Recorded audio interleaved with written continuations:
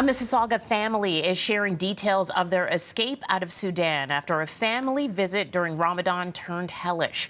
The mother, father, daughter trio, they find themselves in the crossfire of rival military fighting. And joining us now to share details on their harrowing story out of Khartoum is Nagwa Al Mamoun and Dalia Abadi. Thank you so much for joining us this morning. I know you're just in Berlin right now. You're joining us live from Berlin after just reaching there today. I want to start off, Nagwa, ask you what it was like about 10 days ago. You told us about hearing the bombing starting and not even realizing what it really was when you were in Khartoum. Yeah, it was on early 9 o'clock Saturday, 15th of April. We just walk on the sounds of bombing and missiles and airstrikes, and we didn't know what's going on. At the moment, we thought it is a maintenance in the building, but then we realized that there is a serious bombing. And from that day, our life was, all the Sudanese lives was turned to hell and disaster. And there was a moment there where, you had reached out to the Canadian government. And as we know, and we've been reporting, the Canadian government saying that they're still working on a plan to evacuate Canadian citizens who are trapped there. Dalia, I'll ask you what it was like hearing that there was not a plan and that you were being told to just stay where you were while this fighting was happening all around you. Yeah, I think, ever since it started, literally on that Saturday, we were just consistently reaching out to the embassy, which led us to Global Affairs Canada in Ottawa. And I'll be honest, it was very disheartening. And I think at moments we felt like this was hopeless to just kind of, get the messaging of like, stay tight, we're working on something when, we're hearing on the news that other nations are working on plans to evacuate their people. And so I think it was very hopeless, and it even had us consider making moves to try taking dangerous routes to evacuate the country through means by Egypt, and which is also quite dangerous. We're definitely grateful to be here, but it was heartbreaking, it was sad, it was mixed with like fear, panic. And we're Yeah. looking at some images, some photos of your family on board a plane as you were being evacuated from Sudan, and also some images here of the Sudanese air base where you eventually made it. When you decided to take that leap and say, you know what, we're going to do this ourselves, and that journey to that air base, what was that like? Can you describe what you saw on the way there? Yeah, absolutely. I mean, I'll be honest, when we got the news, it was like 1 a.m. or midnight, and we had to come up with a safe passage route. And so we had to call folks within the community that knew how to get around in a manner that wouldn't get us, hurt or harmed.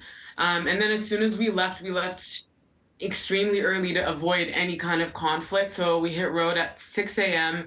And as soon as we left, leaving out of Khartoum, we live in Riyadh, which is not far from kind of the airport.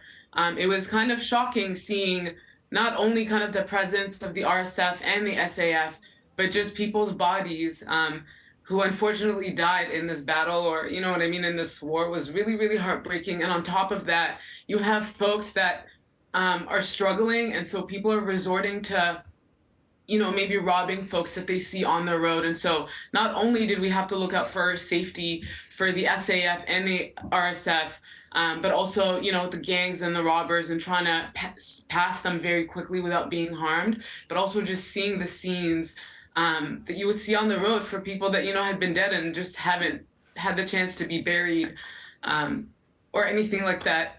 But yeah, it was shocking. I think I'm still processing that part, but yeah. I am so sorry that you had to witness all of that, Nagwa. I could see that you're becoming very emotional as well. And I know that you lost a family member in this. Was there a point where you thought you wouldn't make it out alive with your family? Absolutely. I was sure that I will not do it, I will make it alive. And I have two daughters and a son here in Canada. And I was thinking about them, and I was sure that I will not see them. One time I called them. I told Sophia and Sarah, just be strong and be tied together.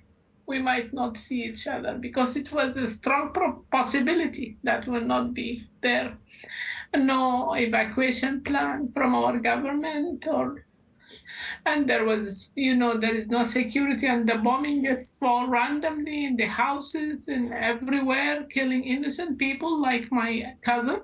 She's just 27 years old. She's a physician. The one daughter with to her parents, and she died. She died because there was just a bullet came to her house, died in front of her family. So it was a serious possibility that we'll not see each other. I am so sorry. And as you now are sitting here in Berlin, you escaped thanks to some images here we're seeing as well of some of the evacuations. It was the German government who actually took you on and took your family on an aircraft so that you could make it out to Berlin. You're heading home tomorrow. As you start to make that way home and you think back to the other almost 1,600 Canadians, registered Canadians, there are more than that who are in Sudan right now who are trapped. Dalia, I'll ask you, what are your thoughts about those Canadians who are left behind right now? Yeah, I mean, honestly, my prayers, like we're hoping and wishing that they can come out. Our hope is that the Canadian government can mobilize maybe even more places to get those folks out. I personally have my uncle, my dad's brother, and his wife who are based in Toronto that are currently stuck and are trying to make it out. And so we're just hoping that those folks are able to get the means, I think, to get the information, because at the moment there's also a telecommunication blackout through the internet, and the government has told us that they'll be reaching out via email. And so the worry is those folks might not get that information in time to leave.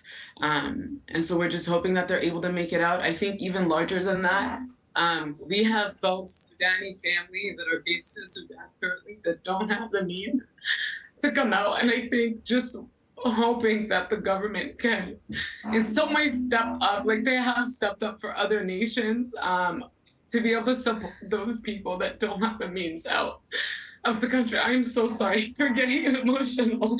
Please don't apologize. Yeah, I really hope that they're able to make it out.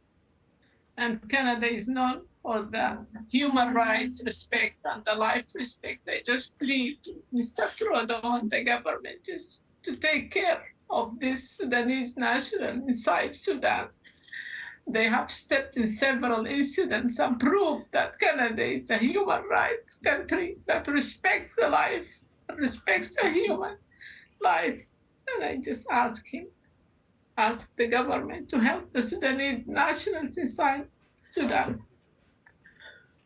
Nagwa, Dalia, thank you so much for sharing your story. I know this was difficult, especially based on what you saw on your journey, and you just, within hours have landed in Berlin and still decided to join us and share this journey and this message. I really do appreciate it.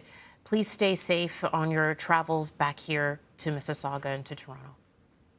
Thank you so much. Appreciate your time.